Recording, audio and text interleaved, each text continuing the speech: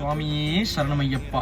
நிறைய பக்தர்கள் நிறைப்புத்திரி பூஜையோட அப்டேட் கேட்டிருந்தீங்க. சபரிமலையில ஆடி மாத பூஜைகள் முடிந்து நேற்று இரவு ஹரிவராசனம் பாடப்பட்டு திருநடை அடைக்கப்பட்டது. மறுபடியும் நிறைப்புத்திரி பூஜைக்காக இந்த மாசம் ஜூலை 29 சாயந்தரம் 5 மணிக்கு திருநடை திறக்க போறாங்க. சோ ஆக்சுவலா நிறைப்புத்திரி பூஜை என்னைக்குன்னு பாத்தீங்கன்னா ஜூலை 30 காலையில. சோ இந்த நிறைப்புத்திரி பூஜையுடைய நோக்கம் என்னன்னு பாத்தீங்கன்னா, நாட்டுல இருக்க எல்லா வறுமையும் நீங்கி எல்லா விவசாயிகளும் செழிப்போட வளரணும் அப்படிங்கிறது தான் இந்த பூஜையுடைய நோக்கம்.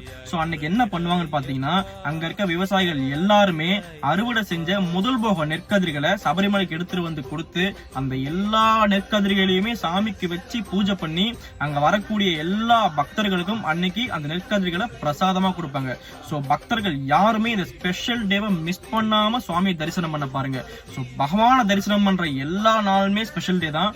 பட் ஆனாலுமே இந்த டே ரொம்பவே ஸ்பெஷலா இருக்கும். சோ இதனுடைய ஷெட்யூல் என்னன்னு பாத்தீங்கன்னா, ஜூலை 29 சாயந்தரம் நடத்திருந்து மறுநாள் ஜூலை 30 காலையில நிறைப்புத்திரி பூஜை பண்ணி அன்னைக்கு நெய்யபிஷேகமும் நடக்கும், கலபாபிஷேகம் நடக்கும், புஷ்பாபிஷேகம் நடக்கும். எல்லா அபிஷேக ஆராதனைகளும் முடிந்து பரிபூஜை முடிந்து அன்னைக்கு இரவே ஹரிவராசனம் பாடி திருநடை அடைக்கப்படும்.